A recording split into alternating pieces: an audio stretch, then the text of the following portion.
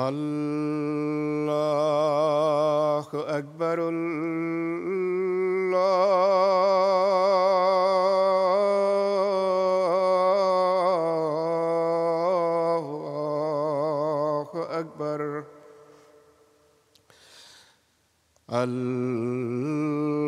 الله أكبر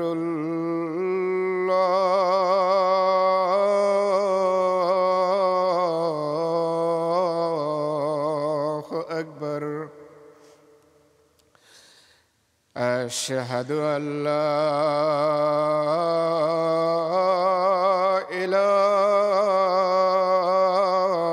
إله إلا الله أشهد أن لا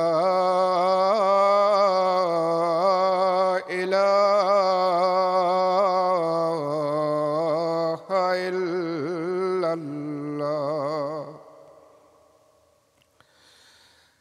أشهد أن محمدًا رسول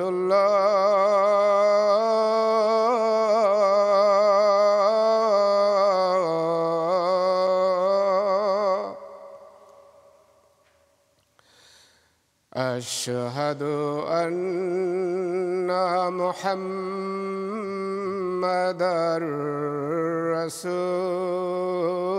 رسول الله حي على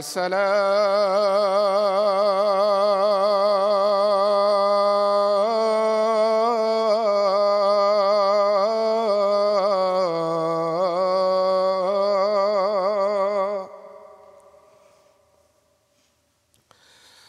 حي على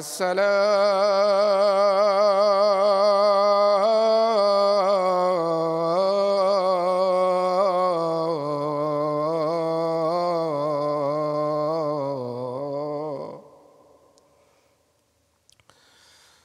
حي على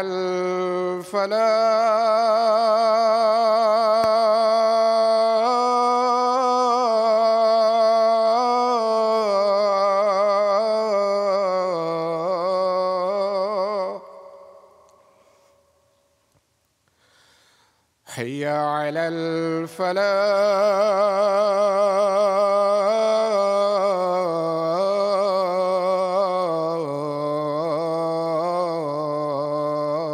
الفلاح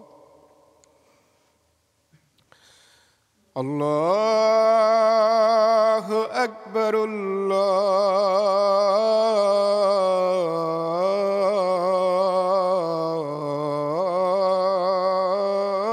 الله أكبر لا إله إلا الله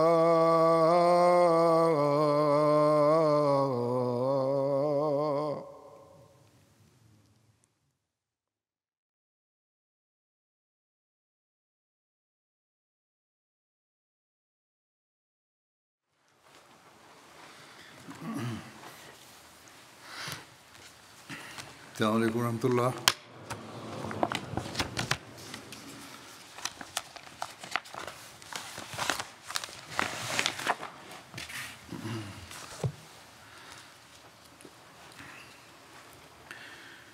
أشهد أن لا إله إلا الله وحده لا شريك له وأشهد أن محمدًا عبده ورسوله أما بعد فأعوذ بالله من الشيطان الرجيم بسم الله الرحمن الرحيم الحمد لله رب العالمين الرحمن الرحيم مالك يوم الدين إياك نعبد وإياك نستعين اهدنا الصراط المستقيم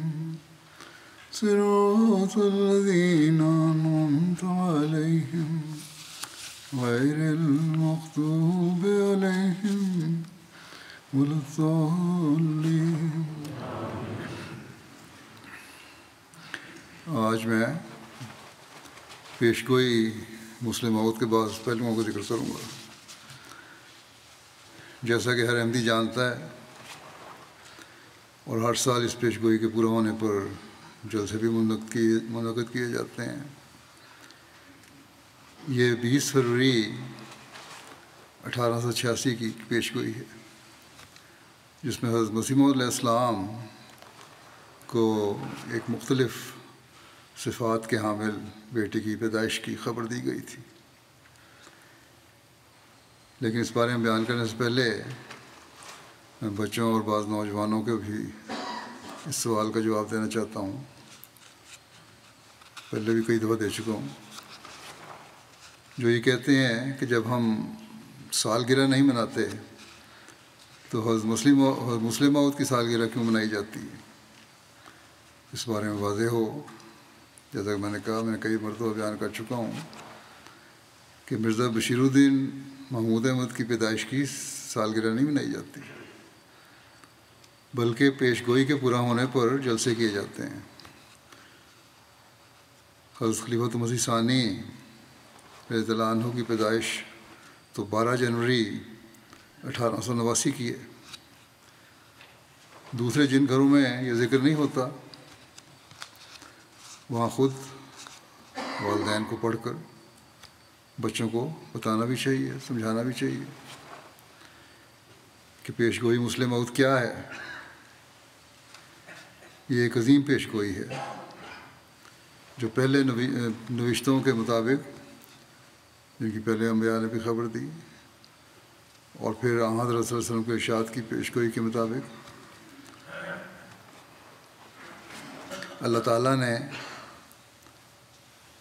حضرت مسیح علیہ السلام کو یہ اعلان کرنے کا فرمایا تھا. یہ ایک لمبی پیشگوئی ہے. اس کا شروع کا حصہ میں بیان کر دیتا ہوں. آپ علیہ السلام نے فرمایا الہام اللہ تعالیٰ و علام عز و جل، خدائے رحیم و کریم و بزرگ و برتر نے جو ہر چیز پر قادر ہے، جل شانہ و عز اسمہ، مجھ کو اپنے الہام سے مخاطب کر کے فرمایا کہ میں تجھے ایک رحمت کا نشان دیتا ہوں، اسی کے موافق جو تو نے مجھ سے مانگا. میں نے تیری تضرعات کو سنا اور تیری دعاؤں کو اپنی رحمت سے بپایا قبولیت جگہ دی، اور تیرے سفر کو، جو ہوشیارپور اور لدھیانے کا سفر ہے، تیرے لیے مبارک کر دیا. سو قدرت اور رحمت اور قربت کا نشان تجھے دیا جاتا ہے، فضل اور احسان کا نشان تجھے عطا ہوتا ہے، اور فتح و ظفر کی کلید تجھے ملتی ہے. اے مظفر، تجھ پر سلام. خدا نے یہ کہا تا وہ جو زندگی کے خواہاں ہیں موت کے پنجے سے نجات پاویں، اور وہ جو قبروں میں دبے پڑے ہیں باہر آویں، اور تا دین اسلام کا شرف اور کلام اللہ کا مرتبہ لوگوں پر ظاہر ہو، اور تا حق اپنی برکتوں کے ساتھ آ جائے اور باطل اپنی تمام نحوستوں کے ساتھ بھاگ جائے، اور تا لوگ سمجھیں کہ میں قادر ہوں، یعنی خدا کہتا ہے میں قادر ہوں اور جو چاہتا ہوں سو کرتا ہوں، اور تا وہ یقین لائیں کہ میں تیرے ساتھ ہوں، اور تا انہیں جو خدا کے وجود پر ایمان نہیں لاتے اور خدا کے دین اور اس کی کتاب اور اس کے پاک رسول محمد مصطفیٰ صلی اللہ علیہ وسلم کو انکار اور تکذیب کی نگاہ سے دیکھتے ہیں، ایک کھلی نشانی ملے اور مجرموں کی راہ ظاہر ہو جائے سو تجھے بشارت ہو کہ ایک وجیح اور پاک لڑکا تجھے دیا جائے گا، ایک ذکی غلام لڑکا تجھے ملے گا، وہ لڑکا تیرے ہی تخم سے، تیری ہی ذریت اور نسل ہوگا۔ اور پھر آگے اس پیش گوئی میں اس لڑکی کی خصوصیات بیان کی گئی ہیں، جن میں سے بعض کا میں ذکر کر دیتا ہوں، ایک دو کا۔ فرمایا وہ سخت ذہین و فہیم ہوگا، وہ علوم ظاہری و باطنی سے پر کیا جائے گا۔ پھر فرمایا وہ اسیروں کی رستگاری کا موجب ہوگا۔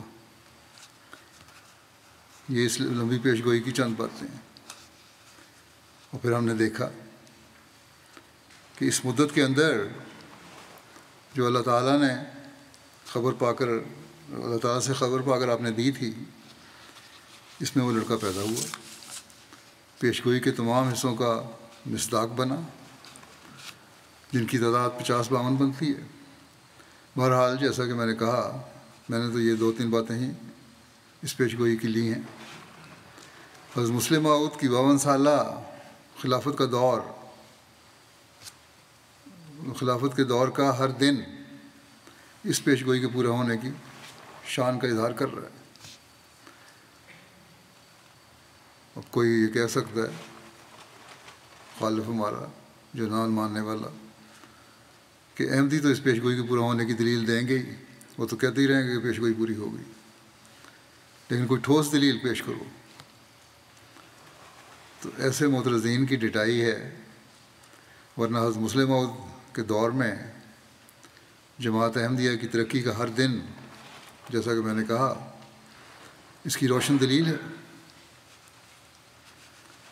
بہرحال جن باتوں کا پیش گوئی کے حوالے سے میں نے ذکر کیا ہے، اس بارے میں انصاف پسند ایسے لوگوں کی گواہیاں پیش کرتا ہوں جن کا جماعت سے کوئی تعلق نہیں ہے، اور بڑے صغیر میں وہ جانی پہچانی شخصیتیں ہیں۔ چنانچہ مولانا غلام رسول صاحب مہر ایک جانی پہچانی شخصیت ہیں۔ آپ 1885 میں جلندھر میں پیدا ہوئے، یعنی مولانا غلام رسول صاحب ایک محقق، مصنف، ادیب، صحافی اور مورخ تھے۔ روزنامہ ذمہ دار سے منسلک رہے، بعد میں مولانا عبد المجید صالح کے ساتھ مل کر اخبار انقلاب لاہور سے جاری کیا۔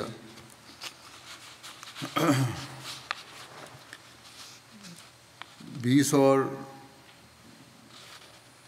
25 دسمبر 1966 کو شیخ عبد الماجد صاحب لاہور مولانا صاحب کی خدمت میں حاضر ہوئے۔ گزارنے گفتگو حضرت مسلم موعود کے متعلق مولانا غلام رسول مہر صاحب نے بتایا کہ آپ لوگوں کی کسی کتاب میں اس عظیم الشان انسان کے کارناموں کی مکمل آگاہی نہیں ملتی۔ ہم نے انہیں قریب سے دیکھا ہے، کئی ملاقاتیں کی ہیں، پرائیویٹ تبادلہ خیالات کیا ہے۔ مسلم قوم کے لیے تو ان کا وجود سراپا قربانی تھا، مسلم قوم کے لیے ان کا وجود سراپا قربانی تھا۔ پھر کہنے لگے کہ ایک دفعہ مجھے راتوں رات قادیان جا کر حضرت صاحب سے مشورہ کرنا پڑا۔ وہ سفر اب بھی آنکھوں کے سامنے ہے۔ انسانیت کے لیے اس شخص کے دل میں بڑا درد تھا، یعنی حضرت مسلم موعود کے دل میں بڑا درد تھا، اور جہاں کہیں مسلم قوم کی بہتری اور بہبودی کا معاملہ درپیش ہوتا، آپ کی قابل عمل تجاویز ہمارا حوصلہ بڑھانے کا موجب بنتی۔ ایسے مواقع پر آپ کا رواں رواں قومی درد سے تڑپ اٹھتا تھا۔ فرقہ بازی کا تعصب میں نے اس وجود میں نام کو نہیں دیکھا۔ مرزا صاحب بلا کے ذہین تھے، پیش گوئی کے الفاظ ہیں، ذہین و فہیم ہوگا، غیر جماعت بھی اس کی گواہی دے رہا ہے۔ پھر سلسلہ گفتگو جاری رکھتے ہوئے کہنے لگے کہ میں نے پاک و ہند میں سیاسی نا مذہبی لیڈر ایسا دیکھا ہے جس کا دماغ پریکٹیکل پالیٹکس میں ایسا کام کرتا ہے جیسا مرزا صاحب کا دماغ کام کرتا تھا۔ بے لوث مشورہ، واضح تجویز اور پھر صحیح خطوط پر لاحِ عمل، یہ ان کی خصوصیت تھی۔ مجھے ان کی وفات پر بڑا صدمہ ہوا۔ کہنے لگے میں نے تعزیت کا خط بھیجا ہے اسماعیل صاحب پانی پتی کو، اس خط میں یہ بھی لکھ دیا ہے کہ وہ حضرت صاحب سے متعلقہ تعزیتی فکرات کو شائع بھی کرا سکتے ہیں۔ پھر کہتے ہیں افسوس مسلمانوں نے مرزا صاحب کی قدر نہیں کی۔ سخت مخالفت کی آنتیوں کے باوجود میں نے مرزا صاحب کو کبھی افسردہ اور سرد مہر نہیں دیکھا۔ مرزا صاحب کے دل کی شمع ہمیشہ روشن رہی۔ ہم یاس و افسردگی کی تصویر بنے ان سے ملاقات کے لیے جاتے، اور جب باہر آتے تو یوں معلوم ہوتا کہ نا امیدی کے بادل چھٹ گئے ہیں اور مقصد میں کامیابی سامنے نظر آ رہی ہے۔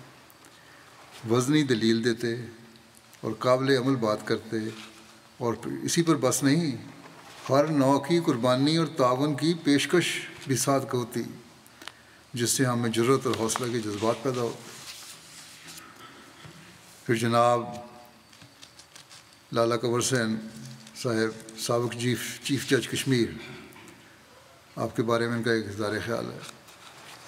لالا کنور سین صاحب لالا بھیم سین صاحب کے فرزند تھے۔ انہوں نے حضرت خلیفہ مسیح ثانی کی تقریر عربی زبان کا مقام السنہ عالم میں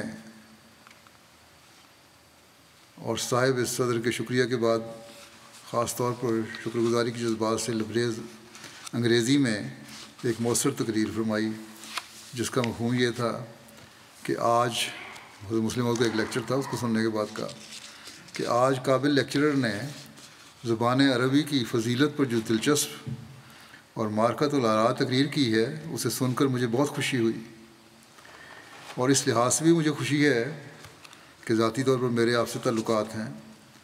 چنانچہ ان کے والد ماجد سے میرے والد صاحب نے عربی سیکھی تھی، لالا صاحب کے والد نے حضرت مسلم علیہ السلام سے عربی سیکھی تھی۔ کہتے ہیں جب میں لیکچر سننے کے لیے آیا، اس وقت میں نے خیال کیا کہ مضمون اس رنگ میں بیان کیا جائے گا جس طرح پرانی طرز کے لوگ بیان کرتے ہیں۔ مشہور ہے، کہنے لگے مشہور ہے کہ کسی عرب سے ایک دفعہ زبان عربی کی فضیلت کی وجہ دریافت کی گئی، تو اس نے کہا اس کی 3 وجہ ہیں فضیلت کی۔ پہلی اس لیے یہ کہ میں عرب کا رہنے والا ہوں، یہ فضیلت ہے عربی کی۔ دوسرے یہ کہ قرآن مجید کی زبان ہے، چلو یہ ماننے والی بات ہے۔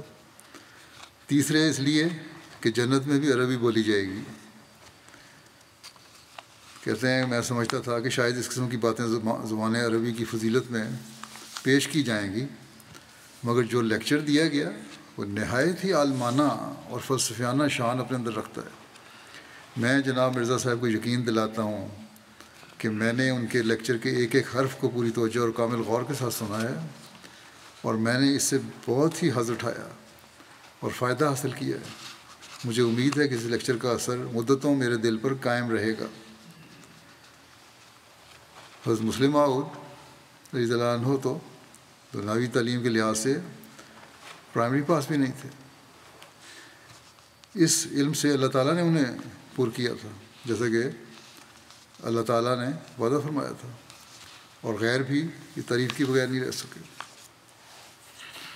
ایک امریکی پادری کے تاثرات سنائیں۔ شیخ اسماعیل صاحب پانی پتی نے بیان کیا، مولوی عمر الدین صاحب شملوی ایک دفعہ نے ایک واقعہ سنایا۔ کہتے ہیں کہ حضور کے خلیفہ ہونے کے چند ماہ بعد، یعنی حضرت ثانی خلافت متمکن ہوئے 1914 میں، چند ماہ بعد ایک امریکہ کا ایک بڑا پادری قادیان آیا، جو بڑا عالم فاضل بھی تھا اور اپنے علم و فضل پر نازاں بھی تھا۔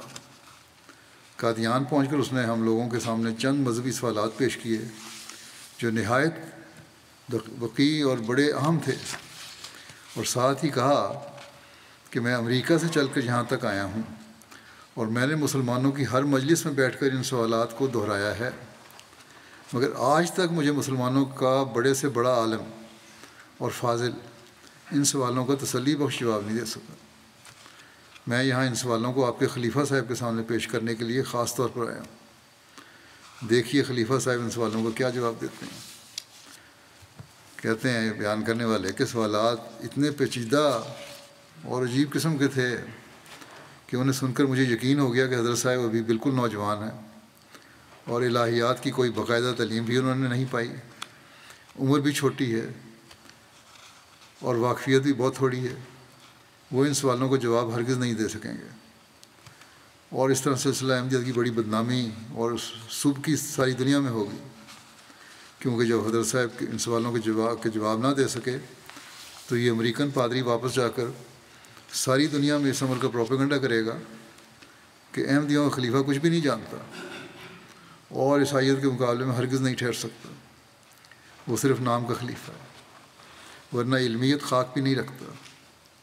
اس صورتحال سے میں کہتے ہیں بہت پریشان ہوا، اور میں نے اس بات کی کوشش کی کہ وہ امریکن پادری حضرت صاحب سے نہ ملے اور ویسے ہی واپس چلا جائے، مگر مجھے اس کوشش میں کامیابی نہیں ہوئی۔ وہ امریکن اس بات پر مصر رہا کہ میں ضرور خلیفہ صاحب سے مل کر جاؤں گا۔ ناچار میں گیا اور میں نے حضرت صاحب سے کہا کہ ایک امریکی پادری آیا ہے، آپ سے کچھ سوالات پوچھنا چاہتا ہے، اب کیا کریں؟ اس پر حضرت صاحب نے بغیر توقف کے اور بلا تعامل فرمایا کہ بلا لو اسے۔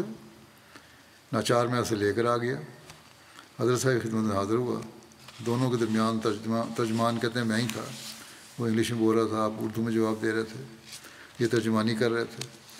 کہتے ہیں امریکن پادری نے کچھ رسمی گفتگو کے بعد اپنے سوالات حضرت صاحب کی خدمت میں پیش کیے، جن کا ترجمہ میں نے آپ کو سنا دیا۔ حضرت صاحب نے نہایت سکون کے ساتھ ان سب سوالوں کو سنا اور پھر فوراً ان کے ایسے تسلی بخش جوابات دیے کہ میں سن کر حیران ہو گیا۔ مجھے ہرگز بھی یقین نہ تھا کہ ان سوالوں کے حضرت صاحب ایسے پرمعارف اور بے نظیر جواب دے سکیں گے۔ جب میں نے یہ جوابات انگریزی میں امریکن پادری کو سنائے تو وہ بھی حیران رہ گئے اور کہنے لگا میں نے آج تک ایسی معقول گفتگو اور ایسی مدلل تقریر کسی مسلمان کے منہ سے نہیں سنی۔ معلوم ہوتا ہے کہ تمہارا خلیفہ بہت بڑا اسکالر ہے اور مذاہب عالم پر اس کی نظر بڑی گہری ہے۔ یہ کہہ کر اس نے بڑے ادب سے حضرت صاحب کے ہاتھ کو بوسہ دیا اور واپس چلا گیا۔ یہ شان ہے پیش گوئی کے پورے ہونے کی۔ ایک پادری بھی جو اپنے آپ کو علوم کا ماہر سمجھتا تھا، اسلام کی برتری کا قائل ہو کر گیا۔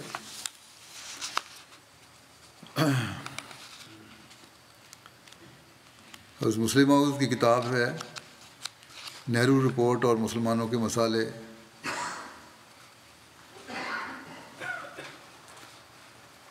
اس کے متعلق رائے دینے والے نے لکھا ہے کہ حضور کی اس بروقت رہنمائی سے مسلمانوں کے اونچے طبقے بہت ممنون ہوئے اور مسلمانوں کے سیاسی حلقوں میں اسے نہایت پسند کیا گیا، اور بڑے بڑے مسلم لیڈروں نے تعریفی الفاظ میں اسے سراہا اور شکریہ ادا کیا کہ حضرت امام جماعت احمدیہ نے مسلمانوں کی نہایت ضرورت کے وقت دستگیری کی ہے۔ چنانچہ کئی اصحاب نے حضرت مفتی محمد صادق صاحب سے کہا کہ اصلی اور عملی کام تو آپ کی جماعت ہی کر رہی ہے، اور جو تنظیم آپ کی جماعت میں ہے وہ اور کہیں نہیں دیکھی جاتی۔ کلکتے کے مخلص احمدی مسٹر دولت احمد خان صاحب BA LLB جوائنٹ ایڈیٹر اخبار سلطان نے تبصرے کو بنگالی میں ترجمہ کر کے اور ایک چھوٹی سی خوبصورت کتاب کی شکل میں ترتیب دے کر شائع کیا، اور اہل بنگال میں اس کی بہت مقبولیت حاصل ہوئی۔ ایک معزز تعلیم یافتہ غیر احمدی نہرو رپورٹ پر تبصرہ کا مطالعہ کرنے کے بعد اتنے متاثر ہوئے کہ انہوں نے سیکرٹری ترقی اسلام کے نام میں خط میں لکھا، میری طبیعت بہت چاہتی ہے کہ حضرت خلیفہ صاحب کو دیکھوں اور ان کی زیارت کروں، کیونکہ میرے دل میں ان کی بہت وقت ہے۔ آپ برائے مہربانی حضرت صاحب کی خدمت میں اس آکر کا سلام عرض کر دیجئے، اور یہ بھی کہہ دیجئے کہ ایک خادم کی طرف سے مبارکباد منظور فرمائیں کہ آپ نہایت خوش اسلوبی سے ایسے خطرناک حالات میں جن سے اسلام اس وقت گزر رہا ہے اس کو بچا رہے ہیں، اور نہ صرف مذہبی خبرگیری کر رہے ہیں بلکہ سیاسی معاملات میں بھی مسلمانوں کی رہنمائی فرما رہے ہیں۔ میں نے جناب والا کے خیالات کو نہرو رپورٹ کے متعلق پڑھا، جس نے آپ کی وقت کو میری آنکھوں میں اور بھی بڑھا دیا، اور میں جہاں آپ کو ایک زبردست مذہبی عالم سمجھتا ہوں، اس کے ساتھ ہی ایک ماہر سیاستدان بھی سمجھنے لگا ہوں۔ اخبار سیاست لاہور سے شائع ہوتا تھا 1930 میں، 2 دسمبر 1930 میں اس نے لکھا کہ مذہبی اختلافات کی بات چھوڑ کر دیکھیں تو جناب بشیر الدین محمود احمد صاحب نے میدان تصنیف و تالیف میں جو کام کیا ہے وہ بلحاظ ضخامت و افادہ ہر تعریف کا مستحق ہے، اور سیاست میں اپنی جماعتوں کو عام مسلمانوں کے پہلو و ویلو چلانے میں آپ نے جس اصول عمل کی ابتدا کر کے اس کو اپنی قیادت میں کامیاب بنایا ہے وہ بھی ہر منصف مزاج مسلمان اور حق شناس انسان سے خراج تحسین وصول کر کے رہتا ہے۔ آپ کی سیاسی فراست کا ایک زمانہ قائل ہے، اور نہرو رپورٹ کے خلاف مسلمانوں کو مشتبہ کرنے میں، سائمن کمیشن کے روبرو مسلمانوں کا نقطۂ نگاہ پیش کرنے میں، مسائل حاضرہ پر اسلامی نقطۂ نگاہ سے مدلل بحث کرنے اور مسلمانوں کے حقوق کے استدلال سے مملوء کتابیں شائع کرنے کی صورت میں، یعنی دلیلوں سے بڑی کتابیں شائع کرنے کی صورت میں آپ نے بہت ہی قابل تعریف کام کیا ہے۔ زیر بحث کتاب سائمن رپورٹ پر آپ کی تنقید ہے جو انگریزی زبان میں لکھی گئی ہے، جس کے مطالعے سے آپ کی وسعت معلومات کا اندازہ ہوتا ہے۔ آپ کا طرز بیان سلیس اور قائل کر دینے والا ہوتا ہے، آپ کی زبان بہت شستہ ہے۔ عراق کے حالات پر آل انڈیا ریڈیو اسٹیشن لاہور سے تقریر کی تھی آپ نے، اس کے متعلق رائے ہے۔ عراق کے حالات پر حضرت مسلم موعود نے ایک تقریر فرمائی جو آل انڈیا ریڈیو اسٹیشن لاہور سے 25 مئی 1941 کو نشر ہوئی۔ اس تقریر کا محرک دوسری جنگ عظیم کے دوران جرمنی اور اٹلی کا عراق پر حملہ آور ہونا تھا۔ دہلی کے مشہور سکھ اخبار ریاست 2 جون 1941 نے اس پر حسب ذیل تبصرہ کیا۔ کہتا ہے کہ غلام اقوام اور غلام ممالک کے کریکٹر کا سب سے کمزور پہلو یہ ہوتا ہے کہ ان کے افراد اخلاقی سچائی اور جرأت سے محروم ہو جاتے ہیں، اور چاپلوسی، جھوٹ، خوشامد اور بزدلی کی اسپرٹ ان میں نمایاں ہو جاتی ہے۔ عراق کا رشید علی پر مثال دے رہا ہے کہ عراق کا رشید علی برطانوی حکومت یا برطانوی رعایا کے نقطۂ نگاہ سے غلطی پر ہو یا اس کا برطانیہ سے جنگ کرنا غیر مناسب ہو، مگر اس سے انکار نہیں کیا جا سکتا کہ یہ شخص اپنے ملک کی سیاسی آزادی کے لیے لڑ رہا ہے، اور اس کو کسی قیمت پر بھی اپنے ملک کا غدار یا ٹریٹر قرار نہیں دیا جا سکتا۔ مگر ہمارے غلام ملک کے والیان ریاست اور لیڈروں کا کریکٹر دیکھیے، جو والی ریاست عراق کے متعلق تقریر کرتا ہے، رشید علی کو غدار کہہ کر پکار رہا ہے۔ جو لیڈر جنگ کے متعلق بیان دیتا ہے، سب سے پہلے وہ رشید علی کو ٹریٹر قرار دیتا ہے اور پھر اپنے بیان کی بسم اللہ کرتا ہے۔ اور ان والیان ریاست اور لیڈروں کا کریکٹر، یعنی یہ مسلمان بعض دوسرے جو ہیں اور ہندوستان سمیت کے لیڈر بھی، لیڈروں کا کریکٹر غلامی کے باعث اس قدر پست ہے کہ یہ غلط خوشامد اور چاپلوسی کو ہی ملک یا حکومت کی خدمت سمجھ رہے ہیں۔ ہمارے والیان ریاست اور لیڈروں کی اس احمقانہ خوشامد کی موجودگی میں قادیان کی احمدی جماعت کے پیشوا کی اخلاقی جرأت، آپ کا بلند کریکٹر اور آپ کی صاف بیانی دلچسپی اور مسرت کے ساتھ محسوس کی جائے گی، جس کا اظہار آپ نے پچھلے ہفتے اپنے ریڈیو کی ایک تقریر میں کیا۔ یہ قوم کو اسیری سے نجات دلانے کی آپ کی ایک کوشش ہے۔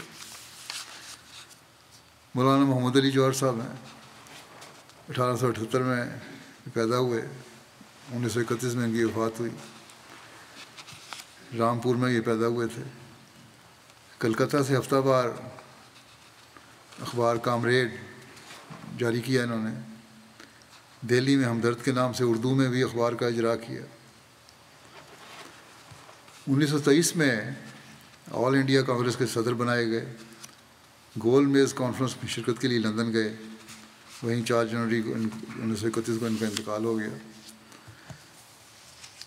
پاکستان کے قیام، استحکام اور اس کی تعمیر و ترقی کے ہر مرحلے پر حضرت مسلم موعود کی خدمات نمایاں تھیں۔ آج یہ کہتے ہیں نا کہ احمدیوں نے کیا کیا، یہ تو خود غیر تسلیم کر رہے ہیں کہ نمایاں خدمات تھیں۔ مولانا محمد علی جوہر صاحب نے اس سلسلہ میں اپنے تاثرات اپنے اخبار ہمدرد 26 ستمبر 1927 میں درج فرمائے۔ لکھتے ہیں کہ نا شکر گزاری ہوگی کہ جناب مرزا بشیر الدین محمود احمد اور ان کی اس منظم جماعت کا ذکر ان سطور میں نہ کریں، جنہوں نے اپنی تمام تر توجہات بلا اختلاف عقیدہ تمام مسلمانوں کی بہبودی کے لیے وقف کر دی ہیں۔ یہ حضرات اس وقت اگر ایک جانب مسلمانوں کی سیاسیات میں دلچسپی لے رہے ہیں، یعنی مرزا بشیر الدین محمود احمد اور ان کی جماعت، تو دوسری طرف مسلمانوں کی تنظیم، تبلیغ و تجارت میں بھی انتہائی جد و جہد سے منہمک ہیں۔ یہ احمدیوں کا کردار ہے، اور وہ وقت دور نہیں جب کہ اسلام کے اس منظم فرقے کا طرز عمل، سنیں کہتے ہیں وہ وقت دور نہیں جب اسلام کے اس منظم فرقے کا طرز عمل سواد اعظم اسلام کے لیے بالعموم اور ان اشخاص کے لیے بالخصوص جو بسم اللہ کے گنبدوں میں بیٹھ کر خدمات اسلام کے بلند بانگ و در باطن ہیچ دعوی کے خوگر ہیں، مشعل راہ ثابت، بڑے بڑے ممبروں میں بیٹھ کے دعوے کرتے ہیں ہم مذہبی لیڈر بن کے، بڑے بلند بات دعوے کرتے ہیں ظاہر میں، لیکن کہتا ہے ہیچ باطن در باطن ہیچ دعوی کے خوگر ہیں، لیکن اندرونی طور پر یہ صرف دعوے ہیں، ان کے بڑی گھٹیا قسم کے دعوے ہیں۔ ان کے لیے یہ لوگ مشعل راہ ثابت ہوں گے، کس وقت آئے گا تم دیکھ لینا۔ یہ ہے انصاف پسند علماء کی رائے۔ آج کل کے علماء جو احمدیوں کو پاکستان اور اسلام کو دشمن کہتے ہیں، انہیں اس آئینے میں اپنا چہرہ دیکھنا چاہیے کہ اسلام کا درد احمدی رکھتے ہیں یا یہ نام نہاد علماء۔ سید حبیب صاحب ایک شخصیت ہیں، 1891 سے پیدا ہوئے، اردو کے مشہور اور ممتاز اخبار نویس تھے، رسالہ پھول اور تہذیب نسواں کے مدیر مقرر ہوئے، اخبار نقوش اور پھر سیاست اور روزنامہ غازی جاری کیا، نہایت بے باک اور نڈر اخبار نویس تھے۔ 1951 میں ان کی وفات ہوئی۔ آل انڈیا کشمیر کمیٹی جس کا قیام 25 جولائی 1931 کو عمل میں آیا تھا، جب حضرت مسلم موعود نے اس کمیٹی کی صدارت سے استعفیٰ دے دیا۔ شروع میں کمیٹی جب بنی تھی تو مسلم موعود کو صدر بنایا گیا تھا، سب مسلمانوں کی طرف سے متفقہ طور پر۔ بہرحال حضرت مسلم موعود نے ایک وقت میں آگے اس کی صدارت سے استعفیٰ دے دیا، تو سید حبیب صاحب نے اپنے اخبار سیاست لاہور کی اشاعت 18 مئی 1933 میں لکھا، میری دانست میں اپنی اعلیٰ قابلیت کے باوجود ڈاکٹر اقبال یعنی ڈاکٹر علامہ اقبال صاحب اور ملک برکت علی صاحب دونوں اس کام کو چلا نہیں سکیں گے، اور یوں دنیا پر واضح ہو جائے گا کہ جس زمانہ میں کشمیر کی حالت نازک تھی، اس زمانے میں جن لوگوں نے اختلاف عقائد کے باوجود مرزا صاحب کو صدر منتخب کیا تھا، انہوں نے کام کی کامیابی کو زیر نگاہ رکھ کر بہترین انتخاب کیا تھا۔ اس وقت اگر اختلاف عقائد کی وجہ سے مرزا صاحب کو منتخب نہ کیا جاتا، اس وقت اگر اختلافات عقائد کی وجہ سے مرزا صاحب کو منتخب نہ کیا جاتا تو یہ تحریک بالکل ناکام رہتی اور امت مرحومہ کو سخت نقصان پہنچتا۔ میری رائے میں مرزا صاحب کی علیحدگی کمیٹی کی موت کے مترادف ہے۔ مختصراً یہ کہ ہمارے انتخابات کی موزونیت اب دنیا پر واضح ہو جائے گی، اب پتہ لگ جائے گا کہ مرزا صاحب نے کیا کام کیا تھا اور ڈاکٹر علامہ صاحب کیا کام کرتے ہیں، اور ان کی کمیٹی جو ان کے بغیر ہے کیا کام کرتی ہے، اور پھر دنیا نے دیکھ لیا کیا ہوا، سب کچھ سامنے ہے۔ یہ کام آپ نے کیوں کیا؟ اس لیے کہ اسیروں کی رستگاری کا درد آپ رکھنا تھا اور اس کا موجب بننا تھا۔ آپ نے سزا تو چھوڑ دی تھی اور کمیٹی نے بعد میں کام بھی کیا کافی، لیکن اس درد کی وجہ سے پیچھے رہ کر ہر ممکن مدد جو آپ کر سکتے تھے کی، اور اس کی تاریخ گواہ ہے۔ پھر مولانا عبد المجید دریا آبادی صاحب ہیں، 1892 میں یہ پیدا ہوئے، ہندوستان کے ایک اردو ادیب، قلم کار، محقق اور مفسر قرآن بھی تھے۔ حضرت خلیفۃ مسیح ثانی کی وصال پر مولانا عبد المجید صاحب نے اپنے اخبار صدق جدید لکھنؤ کی 18 نومبر 1965 کی اشاعت میں لکھا کہ دوسرے عقیدے ان کے جیسے بھی ہوں، ان کے عقیدے جیسے بھی ہوں، قرآن و علوم قرآنی کی عالمگیر اشاعت اور اس کی آفاق گیر تبلیغ میں جو کوششیں انہوں نے سرگرمی اور اولوالعزمی سے اپنے طویل عمر میں جاری رکھیں، ان کا صلہ اللہ تعالیٰ انہیں عطا فرمائے۔ یہ خود مفسر قرآن ہے اور یہ بات مسلم موت کے بارے میں بیان فرما رہے ہیں۔ اور ان خدمات کے توفیل میں ان کے ساتھ عام معاملہ درگزر کا فرمائے۔ خیر، آگے لکھتے ہیں کہ علمی حیثیت سے قرآنی حقائق و معارف کی جو تشریح و تبیین و ترجمانی وہ کر گئے ہیں، اس کا بھی ایک بلند و ممتاز مرتبہ ہے۔ ایک مفسر قرآن جو مسلمانوں کے ہیں خود یہ تسلیم کر رہے ہیں کہ علمی حیثیت سے قرآنی حقائق و معارف کی جو تشریح اور تبیین اور ترجمانی وہ کر گئے ہیں، اس کا بھی ایک بلند و ممتاز مرتبہ ہے۔ اختلاف عقیدہ کے اور مذہب کے باوجود، مذہب تو نہیں لیکن عقیدہ کے باوجود، جس میں وہ اپنے آپ کو حق پر سمجھتے ہوں گے، حضرت مسلم موعود کی خدمت قرآن و اسلام کی تعریف کیے بغیر نہیں رہ سکے۔ جب اللہ تعالیٰ نے علوم ظاہری و باطنی سے پر کرنے کا وعدہ دیا تھا، تو پھر کون آپ جیسے علوم و معارف اپنے وقت میں بتا سکتا تھا؟ بلکہ بعد میں آنے والے بھی آپ کے علوم سے ہی خوشا چینی کریں گے، تبھی صحیح راستے پر چلتے جائیں گے۔ علامہ محمد اقبال صاحب، ڈاکٹر علامہ محمد اقبال صاحب، ان کے حوالے سے جماعت کے خلاف بہت باتیں ہوتی ہیں، لیکن یہ باتیں بھی یہ باتیں بھی ریکارڈ میں موجود ہیں۔ 24 مارچ 1927 کو لاہور میں ایک جلسہ ہوا جس کی صدارت علامہ اقبال نے کی۔ حضرت مسلم موعود نے وہاں تقریر فرمائی۔ اس کے بعد علامہ صاحب نے کہا، ایسی پرز معلومات تقریر بہت عرصے کے بعد لاہور میں سننے میں آئی ہے۔ خاص کر جو قرآن شریف کی آیات سے مرزا صاحب نے استنباط کیا ہے وہ تو نہایت ہی عمدہ ہے۔ میں اپنی تقریر کو زیادہ دیر تک جاری نہیں رکھ سکتا تا مجھے اس تقریر سے جو لذت حاصل ہو رہی ہے، یعنی حضرت مسلم کی تقریر سے جو لذت حاصل ہو رہی ہے وہ زائل نہ ہو جائے۔ سید عبدالقادر صاحب ایم اے، پروفیسر تاریخ کے تھے، پرنسپل اسلامیہ کالج لاہور تھے۔ یہ کہتے ہیں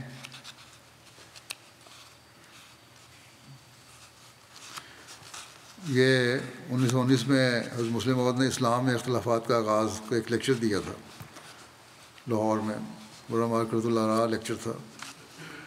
یہ صدارت کر رہے تھے۔ صدارتی خطاب میں سید عبدالقادر صاحب نے بیان کیا کہ فاضل باپ کے فاضل بیٹے حضرت مرزا بشیر الدین محمود احمد کا نامی اس بات کی کافی ضمانت ہے کہ یہ تقریر نہایت عالمانہ ہے۔ مجھے بھی اسلامی تاریخ سے کچھ شدبد ہے اور میں دعوے سے کہہ سکتا ہوں کہ کیا مسلمان اور کیا غیر مسلمان، بہت تھوڑے مورخ ہیں جو حضرت عثمان کے عہد کے اختلافات کی تہ تک پہنچ سکے اور اس مہلک اور پہلی خانہ جنگی کے فتنے کے اسباب سمجھنے میں کامیاب ہوئے ہیں۔ حضرت مرزا صاحب کو نہ صرف خانہ جنگی کے فتنے کے اسباب سمجھنے میں کامیابی ہوئی ہے بلکہ انہوں نے نہایت واضح اور مسلسل پیرائے میں ان واقعات کو بیان فرمایا ہے جن کی وجہ سے ایوان خلافت مدت تک تزلزل میں رہا۔ میرا خیال ہے ایسا مدلل مضمون اسلامی تاریخ سے دلچسپی رکھنے والے احباب کی نظر سے پہلے نہیں گزرا ہوگا۔ وزیر ہند ایڈون سیموئل مونٹیگو ہندوستان کے تمام معاملات کے برطانوی پارلیمان میں سیکرٹری آف اسٹیٹ برائے انڈیا کے ذمہ دار ہوتے تھے۔ یہ ہندوستان کے جو معاملات تھے اس میں جب یہ کالونی انڈو پاکستان یا سب کانٹیننٹ برٹش گورنمنٹ کے ماتحت تھا، برطانیہ کی گورنمنٹ کے ماتحت تھا، تو یہ اس وقت برطانوی پارلیمنٹ میں سیکرٹری آف اسٹیٹ تھے برائے انڈیا۔ 1917 اور 1918 میں یہ اس عہدے پر فائز تھے. انہی ایام میں ہندوستان کی صورتحال کا جائزہ لینے ہندوستان کے دورے پر گئے. حضرت مسلم موعود نے اس موقع پر ہندوستان کے معاملات کو سلجھانے پر واضح اور مفصل رہنمائی ان صاحب یعنی وزیر ہند کے نام، یہ وزیر ہند بھی تھے، ایک ایڈریس کی شکل میں ارسال فرمائی. یہ ایڈریس انہیں لاہور میں پیش کیا گیا، جسے حضرت سر ظفر اللہ خان صاحب نے پڑھ کر سنایا. حضرت حضور نے خود بھی وزیر صاحب سے ملاقات کی اور رہنمائی سے نوازا. مونٹاگو صاحب نے اس ایڈریس اور اس کا حوال اپنی ڈائری میں نوٹ کیا، جو ان کی وفات کے بعد این انڈین ڈائری کے نام سے شائع ہوئی. انہوں نے 15 نومبر 1917 کی تاریخ میں درج کیا. چوتھا وفد احمدیوں کا تھا، جو مسلمانوں کا ہی ایک فرقہ ہے. یہ مسلمان ہیں اور انسانیت کے اتحاد میں یقین رکھتے ہیں اور تمام انبیاء پر ایمان لاتے ہیں. انہوں نے ایک طویل دستاویز پڑھ کر سنائی جو ان کے حضور نے تحریر کی ہے. یہ دستاویز ان تمام دستاویزات سے کہیں بہتر تھی جو ہمارے سامنے پیش کی گئیں. اس دستاویز کی تجاویز ایگزیکٹو کونسل کے ممبران کے چناؤ سے متعلق اور قانون سازی کے متعلق سب وفود سے بہتر اور بہت غور و فکر کے بعد نہایت ذہانت سے تیار کی گئی ہے.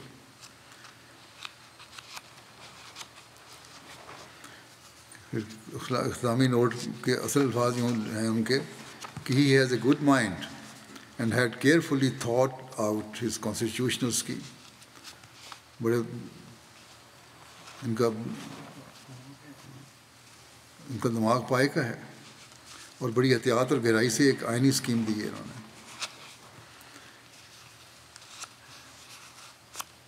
یہ ایک پڑھا لکھا منجھا ہوا سیاستدان ہے جو ایک دنیاوی تعلیم نہ حاصل کرنے والے کے بارے میں کہہ رہا ہے. یہ کیوں نہ ہو؟ یہ پیش گوئی ہے کہ اللہ تعالیٰ نے اسے ظاہری علوم سے بھی پر کیا. چودھری محمد اکبر خان بھٹی صاحب ایڈوکیٹ ہائی کورٹ نے کہتے ہیں ایک واقعے کا ذکر کرنا بھی شاید بے محال نہ ہوگا. ہفتہ وار پارس کے ایڈیٹر، ایک رسالہ تھا پارس، اس کے ایڈیٹر لالا کرم چند ایک دفعہ اخبار نویسوں کے وفد کے ساتھ قادیان کے سالانہ جلسے میں شامل ہوئے. وہاں سے واپس آئے تو یکے بعد دیگرے کئی مضامین میں مرزا بشیر الدین محمود صاحب کی قیادت، فراست اور شخصیت کا ذکر ایسے پیرائے میں کیا کہ مخالفوں میں کھلبلی مچ گئی. مجھے خود کہنے لگے ہم تو ظفر اللہ خان کو بڑا آدمی سمجھتے تھے. سر ظفر اللہ خان ان دنوں میں وائسرائے کے ایگزیکٹو کونسل کے ممبر تھے، مگر مرزا بشیر الدین محمود احمد کے سامنے اس کی حیثیت یعنی ظفر اللہ خان صاحب کی حیثیت طفل مکتب کی ہے. وہ ہر معاملے میں ان سے بہتر رائے رکھتا ہے، یعنی بس مرزا بشیر الدین محمود احمد ہر معاملے میں ظفر اللہ خان صاحب سے بہتر رائے رکھتے ہیں، بہترین دلائل پیش کرتا ہے. اس میں بے پناہ تنظیمی قابلیت ہے. ایسا آدمی بآسانی کسی ریاست کو بام عروج تک لے جا سکتا ہے. تقسیم ملک کے بعد مرزا بشیر الدین محمود احمد صاحب نے لاء کالج میں ملک کی ترقی کے امکانات پر چند تقریریں کی تھیں. ان تقریروں میں انہوں نے ایک فاضل یونیورسٹی لیکچرر کی طرح نقشہ جات، بلیک بورڈ اور گراف کی انداز سے بعض نکات کی وضاحت کی تھی. مجھے ایک نقطہ یاد ہے، لکھنے والے کہتے ہیں مجھے ایک نقطہ یاد ہے، اور وہ یہ کہ انہوں نے کہا کہ افسوس ہے کہ تقسیم ملک سے پہلے ان جزائر کی طرف توجہ نہ دی گئی جو ساحل ہند کے ساتھ ساتھ واقع ہیں، لکادیپ اور سرندیپ اور بالادیپ وغیرہ. ان ساحلی جزیروں کی آبادی اکثر و بیشتر مسلمانوں پر منحصر ہے اور ان کی اہمیت دفاعی نقطۂ نگاہ سے بہت زیادہ ہے. ارشادات سن کر سامعین میں عام تاثر یہ پایا جاتا تھا کہ کاش تقسیم کی کارروائی کے وقت خلیفہ صاحب کا اشتراک عمل حاصل کر لیا جاتا. بے جا تعصب اور خود فریبی نے قومی سطح پر مرزا بشیر الدین محمود احمد کی خداداد صلاحیتوں سے فائدہ اٹھانے کا موقع ہاتھ سے کھو دیا. ایک جج نے نجی صحبت میں اعتراف کیا کہ انہیں اپنی ساری فضیلت کے باوجود ان مافوق الفطرت مسائل کے متعلق رتی بھر واقفیت نہیں تھی. مرزا محمود احمد صاحب کی توضیحات کو سن کر ان کے 14 طبق روشن ہو گئے اور پہلی بار اسلامی نظریات کا صحیح علم ہوا۔ بس مسلم معود ہی ہیں جنہوں نے پہلے بھی اور بعد میں بھی پاکستان کے وجود کے قیام کے لیے اعلیٰ ترین رائے پیش کی اور پڑھے لکھے لوگوں کے بھی دماغ روشن کر دیے۔ ہوش و حواس ان کو بھول گئے کہ ان کو یہ بھول ہی گیا کہ یہ بالکل ہی اپنے آپ کو وہ طفل مکتوب سمجھنے لگے کہ ہمیں تو پتہ ہی نہیں تھا ان باتوں کو۔ اخبار العمران دمشق 10 اگست 1924 میں بعنوان مہدی دمشق میں لکھتا ہے، جب مسلم معود نے دورہ کیا وہاں، کہتا ہے کہ ابھی آپ کے دارالخلافہ میں تشریف لانے کی خبر شائع ہوئی تھی کہ بہت سے علماء اور فضلاء جو وہاں شام کے تھے آپ کے ساتھ گفتگو کرنے اور آپ کی دعوت کے متعلق آپ سے مناظرہ اور مباحثہ کرنے کے لیے آپ کی خدمت میں پہنچ گئے، اور انہوں نے آپ کو نہایت عمیق پہنچے۔ اور پھر کیا ہوا، کہتا ہے لکھنا والا، انہوں نے آپ کو نہایت عمیق ریسرچ رکھنے والا عالم اور سب مذاہب اور اس کی تاریخ و فلسفہ کا گہرا مطالعہ رکھنے والا اور شریعت الہیہ کے حکمت و فلسفہ کی واقفیت رکھنے والی شخصیت پایا۔ یہ ایک عرب اخبار کی گواہی ہے۔ پھر اسرائیل کے قیام کی منصوبہ بندی، اور پھر قیام پر جو منصوبہ بندی ہو رہی تھی، اور پھر اس کے قیام کے بعد بھی آپ نے قیام پر جو قیام ہوگا کیا ہوگا، آپ نے مذہبی اور تاریخی تناظر میں مسلمانوں کو حقائق بتا کر ہوشیار کرنے کی کوشش کی، بعد میں بھی کرتے رہے۔ اس زمانے میں آپ نے ایک مضمون الکفر و ملت واحدہ لکھا، اسے عرب تک بھی پھیلایا گیا اور عربوں کو اس کے عربی ترجمہ کر کے اور عربوں کو مسلم دنیا کو کہا کہ اب بھی ہوشیار ہو جاؤ۔ اس مضمون کو کئی عرب اخبارات نے بھی بیان کیا اور سراہا بھی۔ آپ نے اپنے تحفظات کا اظہار کیا تھا، خدشات کا بیان کیا تھا، اور جن نتائج کے پیدا ہونے کا اظہار کیا تھا، آج وہی نتائج ہم دیکھ رہے ہیں جو آج نظر آ رہے ہیں جنگ میں، جو آپ نے بیان کیے تھے۔ کاش کہ مسلمان اس وقت بھی توجہ کرتے اور آج بھی توجہ کریں۔ اس بارے میں عشورہ بغداد کا ایک اخبار ہے، اس نے 18 جون 1948 کے پرچے میں لکھا، اس کی تفصیل لکھی۔ اسی طرح اخبار الفبا دمشق شائع ہوتا ہے، اس نے بھی اس مضمون کو خوب سراہا۔ یہ ایک ایسا مضمون ہے جو احمدیوں کو بھی پڑھ لینا چاہیے، بہت ساری معلومات میں اضافہ ہوگا ان کی۔ سردار شوکت حیات خان صاحب، یہ جدوجہد آزادی ہندوستان کے سرکردہ رکن تھے۔ اپنی کتاب گم گشتہ قوم The Nation That Lost Its Soul میں لکھا ہے، ایک دن مجھے قائد اعظم کی طرف سے پیغام ملا۔ شوکت کا پیغام یہ تھا اس قائد اعظم کا کہ شوکت، مجھے معلوم ہوا ہے کہ تم بٹالے جا رہے ہو جو قادیان سے 5 میل کے فاصلے پر ہے۔ تم وہاں جاؤ اور حضرت صاحب کو میری درخواست پہنچاؤ کہ وہ پاکستان کے حصول کے لیے اپنی نیک دعاؤں اور حمایت سے نوازیں۔ کہتے ہیں جلسے کے اختتام کے بعد میں نصف شب کے قریب 12 بجے رات قادیان پہنچا۔ حضرت صاحب آرام فرما رہے تھے۔ میں نے ان تک پیغام پہنچایا کہ میں قائد اعظم کو پیغام لے کر حاضر ہوا ہوں۔ وہ اسی وقت نیچے تشریف لے آئے اور استفسار کیا کہ قائد اعظم کے کیا احکامات ہیں۔ میں نے کہا کہ وہ آپ کی دعا اور معاونت کے طلبگار ہیں۔ انہوں نے کہا، حضرت مسلم معود نے کہا جواباً کہ وہ شروع ہی سے ان کے مشن کے لیے دعا گو ہیں، اور جہاں تک ان کے پیروکار کا تعلق ہے یعنی احمدیوں کا، کوئی احمدی مسلم لیگ کے خلاف انتخاب میں کھڑا نہیں ہوگا، اور اگر کوئی اس غصے کو داری کرے گا تو وہ ان کی جماعت کی حمایت سے محروم ہوگا۔ اگر وہ کھڑا بھی ہوا تو جماعت اس کی فیور نہیں کرے گی، چاہے وہ احمدی ہو۔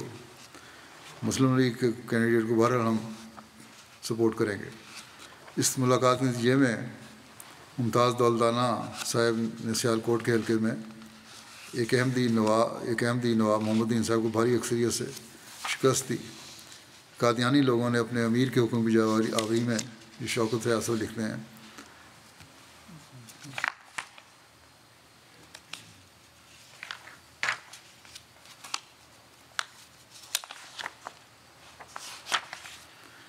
کہ قادیانی لوگوں نے اپنے امیر کی حکم کی بجاوری میں محمد دین کی بجائے ممتاز کو ووٹ دیے، اور یہ ممتاز دولتانہ صاحب وہی ہیں جنہوں نے اپنی حکومت میں 1953 میں پھر احمدیوں کے خلاف ہی کارروائی کی۔ احمدی جتنا مرضی حمایت کرتے رہے ہیں ان لوگوں کی، لیکن یہ لوگ ڈانگ مارنے سے باز نہیں کبھی آتے۔ وہ مزید لکھتے ہیں شوکت ایاز صاحب، جب میں پٹھان کوٹ پہنچا تو قائد اعظم نے مولانا مودودی صاحب سے بھی ملنے کے لیے حکم فرمایا۔ وہ چودھری نیاز کے گاؤں سے متصل باغ میں رہائش پذیر تھے۔ جب میں نے انہیں قائد اعظم کو پیغام پہنچایا مولانا مودودی صاحب کو وہ پاکستان کے لیے دعا کریں اور ہماری حمایت کریں، تو انہوں نے جواباً کہا کہ وہ کیسے ناپاکستان ناپاک جگہ کے لیے دعا کر سکتے ہیں۔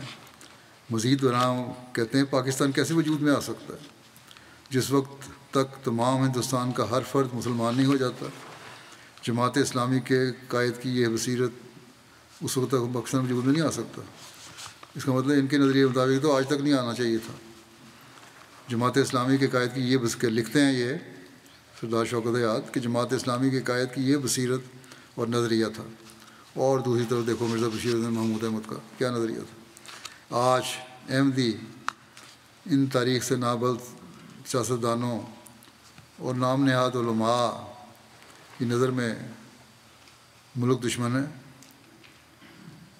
جو ملک کے لیے ہر قربانی کے لیے اس کے وجود کے وقت بھی تیار تھے اور آج بھی تیار ہیں، اور یہ ملک بنانے کے خلاف لوگ جو ہیں ملک کے ٹھیکیدار بنے بیٹھے ہیں۔ اللہ تعالیٰ جلد ان ظالموں سے ملک کو نجات دلائے۔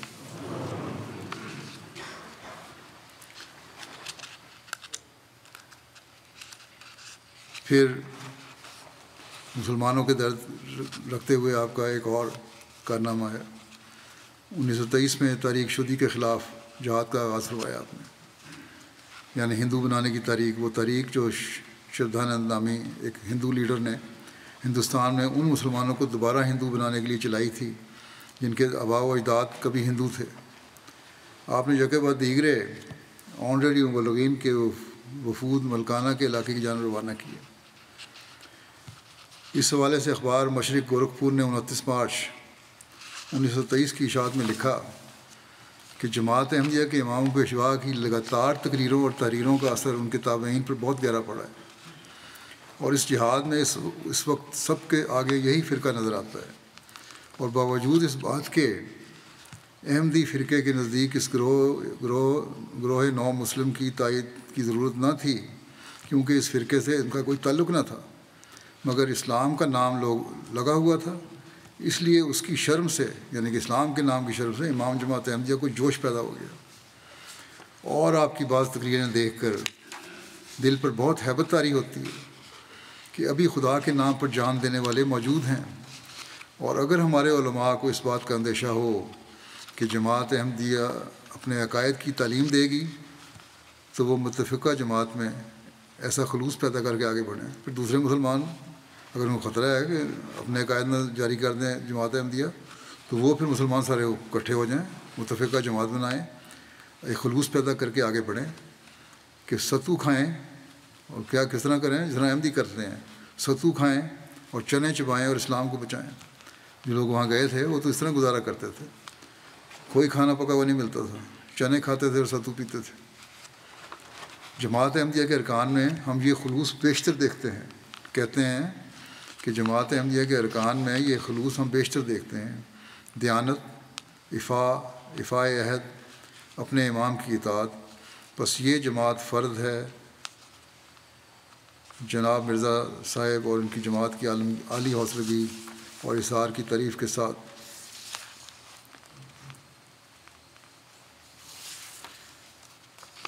مسلمانوں کے ایسے اثار کی غیرت دلاتے ہیں، یہ ایک بن گئے ہیں، اور یہ مسلمانوں کو ایسے اثار کی غیرت دلاتے ہیں کہ تم بھی اکٹھے ہو اور ایسا اثار پیدا کرو۔ دیانت اور ایمانت جو مسلمانوں کی امتیازی صفت تھی، آج وہ ان میں نمایاں ہے۔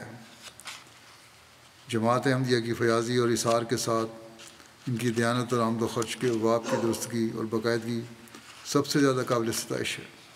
اور یہی وجہ ہے کہ باوجود آمدن کی کمی کے یہ لوگ بڑے بڑے کام کر رہے ہیں، یہ غیر تسلیم کر رہے ہیں۔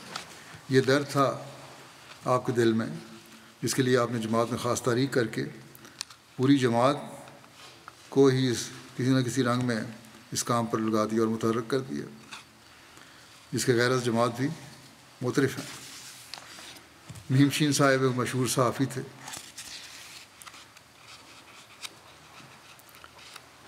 اور سیاستدان۔ قلمی نام ان کا میم شین تھا، میاں محمد شفیع، اصل نام میاں محمد شفیع تھا۔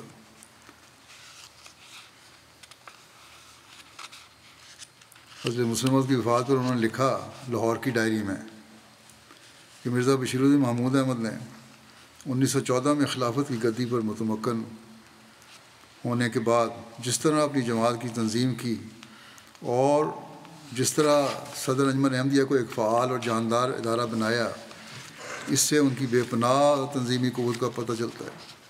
اگرچہ ان کے پاس کسی یونیورسٹی کی ڈگری نہیں تھی، لیکن انہوں نے پرائیویٹ طور پر مطالعہ کر کے اپنے آپ کو واقعی علامہ کہلانے کا مستحق بنا لیا تھا۔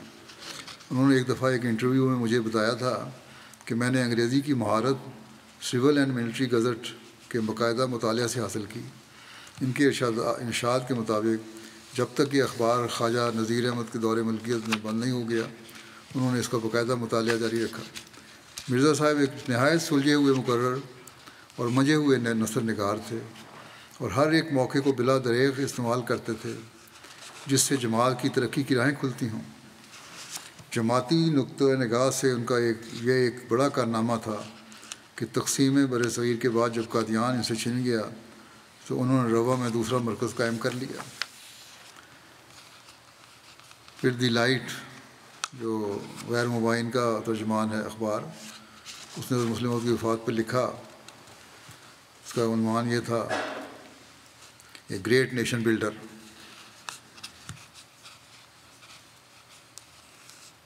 16 نومبر 1965 کے شمارے میں لکھا ہے انہوں نے کہ امام جماعت احمدیہ مرزا بشیر الدین محمود احمد کی وفات انتہائی طور پر پرز واقعات ایک ایسی زندگی کے اختتام پر منتج ہوئی ہے جو دور رس نتائج کے حامل بے شمار عظیم الشان کارناموں اور مہمات سے لبریز تھی۔ آپ علوم و فنون پر حاوی ایک نابغہ روزگار وجود اور بے پناہ قوت عمل سے مالا مال شخصیت تھے۔ گزشتہ نصف صدی کے دوران دینی علم و فضل سے لے کر تبلیغ و اشاعت اسلام کے نظام تک اور مزید برآں سیاسی قیادت تک فکر و عمل کا بمشکل ہی کوئی ایسا شعبہ ہوگا جس پر مرحوم نے اپنی منفردانہ اثر کا گہرا نقش نہ چھوڑا ہو۔ دنیا بھر میں پھیلا ہوا اسلامی مشنوں کا ایک جال، اطراف و جوانب میں تعمیر ہونے والی مساجد اور عرصہ دراز سے قائم شدہ عیسائی مشنوں کو جڑ سے اکھاڑ پھینکنے والی تبلیغ اسلام کا افریقہ میں وسیع و عمیق نفوذ، یہ وہ کارہائے نمایاں ہیں جو مرحوم کی تخلیقی منصوبہ بندی، تنظیمی صلاحیت اور انتھک جد و جہد کے حق میں ایک مستقل اور پائیدار یادگار کی حیثیت رکھتے ہیں۔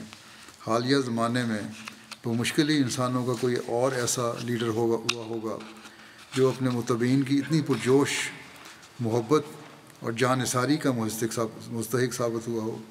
پھر آپ کے متبعین کی طرف سے پرجوش محبت اور جان نثاری کا اظہار صرف آپ کی حیات تک ہی محدود نہ تھا، بلکہ اس کے بعد بھی اس کا اظہار اسی شدت سے ہوا جبکہ ملک کے تمام حصوں سے 60,000 لوگ اپنے جدا ہونے والے امام کو آخری نذرانہ عقیدت پیش کرنے کے لیے دیوانہ وار دوڑے چلے آئے۔ جماعت احمدیہ کی تاریخ میں مرزا صاحب کا نام ایک ایسے عظیم معمار قوم کی نام طور پر زندہ رہے گا جس نے شدید مشکلات کے علی الرغم ایک متحد و مربوط جماعت قائم کر دکھائی اور اسے ایک ایسی قوت بنا ڈالا کہ جسے نظر انداز نہیں کیا جا سکتا۔ باوجود اختلاف کے غیر مبین کا اخبار بھی اس طرح کا اظہار کیے بغیر نہیں رہ سکا کہ آپ ایک عظیم لیڈر تھے۔ بہرحال یہ بھی ان لوگوں کا کھلے دل کا اظہار ہے۔ اس طرح کے بے شمار غیروں کے تبصرے ہیں آپ کے بارے میں۔ اس کے علاوہ آپ نے مختلف موضوعات پر جماعت کو عمومی طور پر مسلمانوں کو نصائح فرمائی ہیں، رہنمائی فرمائی ہے، وہ کئی مضمون ہیں کہ کتابیں کئی ضخیم جلدوں پر مشتمل ہیں، یہ کچھ شائع ہو گئی ہیں، کچھ شائع ہونے والی ہیں، تقریروں کی جلدیں 35-36 ہو گئی ہیں، خطبات ہو گئے ہیں 26-27 یا 28. تو بہرحال بہت نصائح فرمائی ہیں آپ نے. سب سے بڑھ کر یہ ہے کہ کسی اسکول، کسی مدرسے، کسی کالج یونیورسٹی میں نہ پڑھنے کے باوجود جو علم قرآن اللہ تعالیٰ نے آپ کو عطا فرمایا تھا اس کی مثال نہیں ملتی. اس بارے میں بھی غیروں نے بے شمار تبصرے کیے ہوئے ہیں، جو گزشتہ سالوں میں بیان کر چکا ہوں. اور اب جو پرانے ریکارڈ میں سے غیر مطبوعہ نوٹس یا خطبات اور تقریروں میں سے جو تفسیریں مل رہی ہیں قرآن کریم کی، وہ ابھی چھپی نہیں ہوئی. تفسیر کبیر میں وہ نہیں آئیں. جو تفسیر کبیر سے کہ 10 والیوم ہیں، ان سے تقریباً دگنے سے زیادہ ہیں. ان کی بھی انشاءاللہ تعالیٰ جلد اشاعت ہو جائے گی. یہ سب اللہ تعالیٰ نے آپ کو عطا فرمایا، اس پیش گوئی کو پورا فرمایا. اور یہ پیش گوئی حضرت مسلم موعود جو ہے، یہ حضرت مسیم علیہ السلام کی صداقت کی ایک عظیم پیش گوئیوں میں سے ہے، اور ہمارے ایمان کو بڑھانے کا ذریعہ ہے. بہت سی کتب کی اشاعت انگریزی زبان میں بھی ہو چکی ہے. جن کو اردو نہیں آتی انہیں اس علمی خزانے سے استفادہ کرنے کی کوشش کرنی چاہیے. پہلے بھی میں کہتا رہتا ہوں، اللہ تعالیٰ ہم سب کو اس علمی خزانے سے فائدہ اٹھانے کی توفیق عطا فرمائے. آج کل پاکستان میں جماعت کے خلاف مخالفت کی ایک دوبارہ لہر شروع ہوئی ہے. سیاستدان اور مولوی جو انتخابات میں ہارے ہیں یا اپنی مرضی کے نتائج انہیں حاصل نہیں ہو سکے، ان کی ایک بڑی تعداد فساد پھیلانے کے لیے پھر احمدیوں پر حملے کر رہی ہے. ان کا ہمیشہ سے یہی طریق رہا ہے کہ جب خود ناکام ہو جائیں تو سستی شہرت حاصل کرنے کے لیے پھر احمدیوں کے خلاف محاذ کھڑا کر دو. یہی یہ لوگ کچھ کر رہے ہیں آج کل اپنے خود غرضانہ مقاصد کے لیے. یہ جو بھی کر سکتے ہیں کرتے ہیں اور کر رہے ہیں اور کریں گے. اس لیے احمدیوں کو جہاں ہوشیار ہونا چاہیے، وہاں دعاؤں اور صدقات پہ بہت زیادہ زور دینا چاہیے. اللہ تعالیٰ احمدیوں کو محفوظ رکھے. یمن کے احمدیوں کے لیے بھی بہت دعا کریں، اللہ تعالیٰ ان کے لیے بھی آسانیاں پیدا فرمائے. ان کے بہت سارے اسیری میں زندگی گزار رہے ہیں، ان کو جلد اسیری سے رہائی فرمائے. فلسطینیوں کے لیے بھی دعا کریں، اللہ تعالیٰ ان پر بھی رحم فرمائے اور بڑی طاقتوں کے ظلموں سے ان کو نجات دلائے. گھانا میں جلسہ ہو رہا ہے، کل سے شروع ہے، کل ہفتے کو ان کا آخری دن ہے. ان کے ہر طرح کامیاب ہونے کی دعا کریں. ان کا 100 سالہ جماعت قیام پر جلسہ ہے. کل انشاءاللہ یہاں سے جلسے میری تقریر بھی ہوگی، لائیو وہاں جائے گی. اللہ تعالیٰ ہر لحاظ سے برکت فرمائے.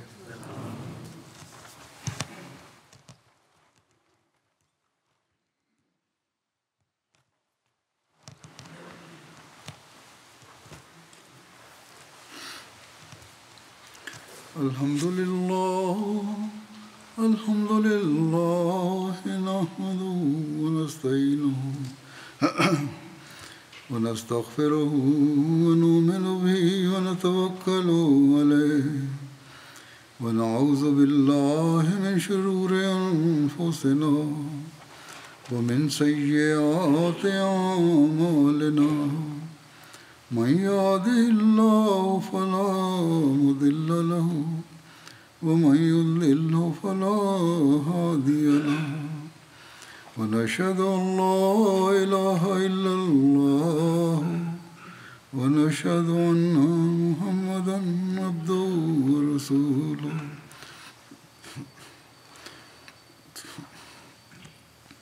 عباد الله رحمكم الله، إن الله يأمر بالعدل والإحسان وإيتاء ذي القربى وينهى عن الفحشاء والمنكر والبغي يعظكم لعلكم تذكرون واذكروا الله يذكركم وادعوه يستجب لكم ولذكر الله أكبر